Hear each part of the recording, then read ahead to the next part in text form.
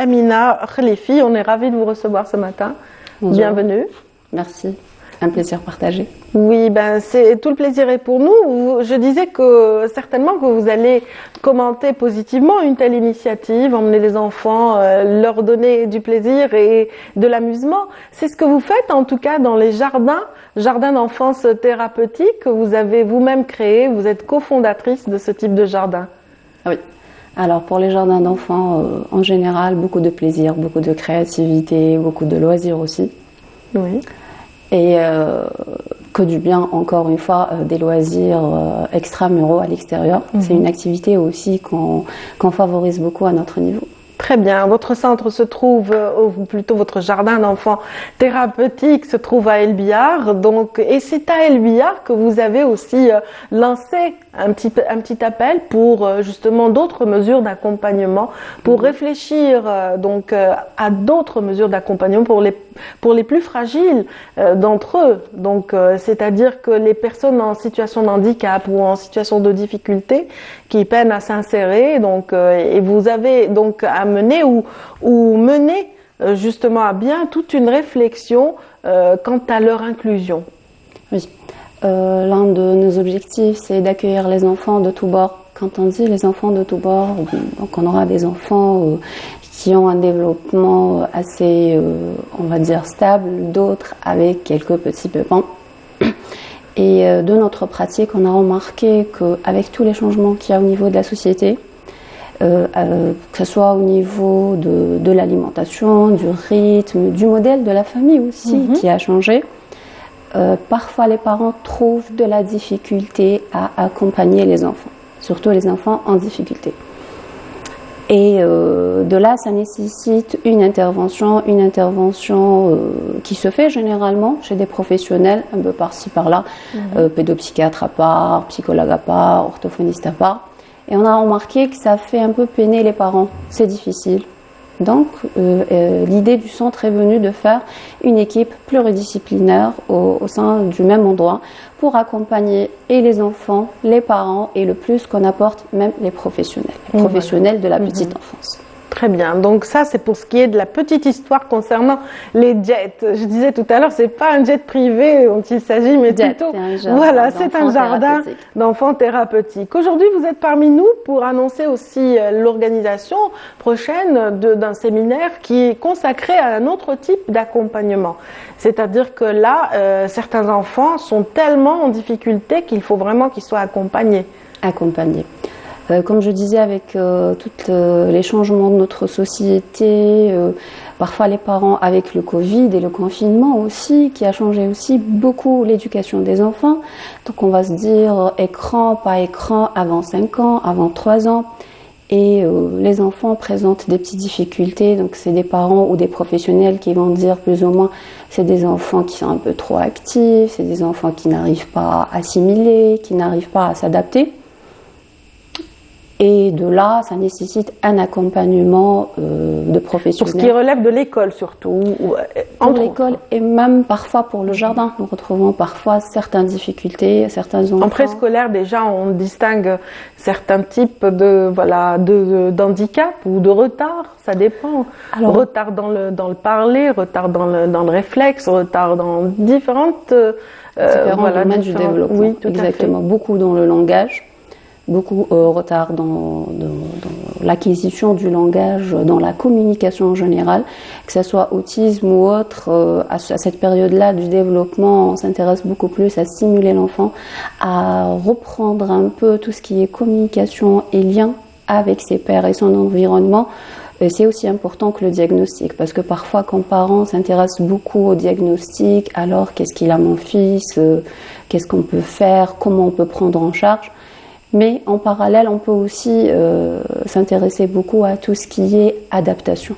Donc comment cet enfant va s'adapter, va rentrer en communication avec ses pairs et avec son entourage. Oui, donc la question de l'auxiliaire de vie sera portée par l'ensemble des intervenants à ce séminaire.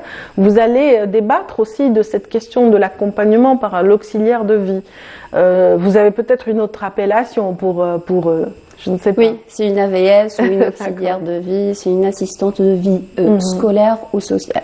Parce que quand on dit scolaire, donc ça commence vers les 5-6 ans et la scolarité, or que l'enfant parfois a besoin d'une AVS avant la scolarité pour accompagner les parents, pour accompagner les difficultés d'adaptation à l'environnement. Voilà, donc vous avez prévu donc une rencontre, mais la cible de cette rencontre, ce ne sont pas les parents cette fois-ci, mais les professionnels qui entourent et qui sont concernés par cette question d'insertion ou d'inclusion de ces personnes en difficulté.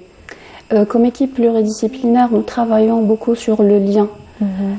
Comme je vous ai dit, parfois on reçoit l'enfant individuellement ou dans le cadre thérapeutique par plusieurs professionnels. Mais comment faire le lien et construire un projet personnalisé à cet enfant et l'accompagner sur le terrain. Parfois on délègue souvent ça aux parents et beaucoup aux mamans, même les papas que je salue au passage parce qu'ils font beaucoup d'efforts. Mais ce n'est pas systématiquement leur rôle. Accompagner l'enfant, oui, mais une fois arrivé au sein du jardin ou à l'école, il faut un professionnel qui soit doté de certains outils pour bien accompagner cet enfant, pour bien construire un lien entre cet enfant et son environnement. Et non pas jouer le rôle un peu, autonomiser un peu cet enfant et non pas faire à sa place.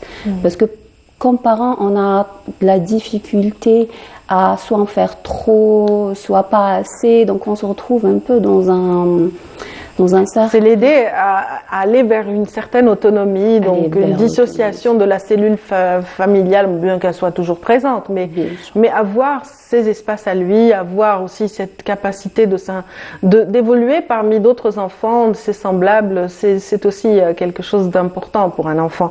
Donc les auxiliaires de vie, c'est une belle solution. Donc qu'en est-il chez nous de l'évolution des choses par rapport aux auxiliaires, leur introduction dans le système scolaire ou même dans le système social? Ça peut être le chaînon manquant dans la thérapie, dans la prise en charge d'un enfant, parce que vraiment c'est lui qui va faire tout ce qui est lien entre les professionnels et l'école, si c'est l'école, si c'est un enfant scolarisé, où nous parlons aussi de l'insertion sociale, où il y a les animateurs sportifs, où il y a les profs de loisirs. On a l'impression toujours que l'enfant en difficulté a besoin juste d'une scolarité, or que la scolarité c'est une partie de sa vie quotidienne. Et je vais dire pas la plus importante, parce qu'il y a la partie de la sociabilité qui est la plus importante, c'est de sortir, de vivre en société, d'être en interaction avec d'autres enfants, dans plusieurs milieux. Vous êtes très impliqué dans la recherche pour ce qui relève du perfectionnement psychoclinique, donc psychologie clinique. Donc là, vous allez certainement former ces auxiliaires de vie. Donc bon, en tout cas, j'imagine que vous allez travailler sur ce volet pendant le séminaire. On rappelle où se déroule le séminaire et peut-être que c'est pas encore clos pour ce qui est des inscriptions. C'est une demi-journée en tout cas qui est prévue. C'est une demi-journée prévue pour le 14 janvier au niveau de la bibliothèque municipale d'Albiel. Oui, on peut inviter, l'invitation est toujours ouverte aux professionnels et aux parents. Et c'est la particularité un peu du séminaire, c'est dans l'objectif de créer un annuaire, mais un annuaire local, parce que c'est très important la proximité. On a tendance toujours à chercher des professionnels, mais comme la prise en charge, elle est assez dense, assez régulière, qui prend du temps, donc on opte toujours pour la proximité. Très bien. Donc créer un annuaire des professionnels et des personnes qui sont intéressées pour être aussi AVS, parce que on ne peut pas dire que c'est un métier, mais c'est des personnes qui sont parfois en réinsertion professionnelle, parfois c'est des étudiants qui le font à mi-temps, parfois c'est les parents ou un des proches de l'enfant, pas forcément un professionnel, et ils le font un peu comme ça sur le tas. Donc on a pensé à une journée séminaire où on va un peu donner les repères. C'est quoi le rôle de l'AVS? Quelles sont ses limites? Qu'est-ce qui relève de son métier à elle? Qu'est-ce qui relève de ses droits et ses devoirs par rapport aux parents? En tout cas, on vous souhaite bon vent pour cette initiative louable à l'effet justement de recenser les potentiels ici et là, localement, comme vous le disiez, et de pouvoir parler de l'avenir de ce chaînon. Donc merci infiniment. Merci infiniment pour cette participation. Donc Amina Khlefi, je rappelle que vous êtes psychologue et clinicienne et que vous êtes aussi dans la recherche et le perfectionnement en psychologie clinique, cofondatrice du JET d'El Biar, donc jardin d'enfants thérapeutique d'El Biar. On a été ravis de vous recevoir. Merci. Bon vent pour le séminaire. et j'espère qu'ils seront nombreux à venir justement participer et enrichir le débat. Merci à ceux qui sont avec nous.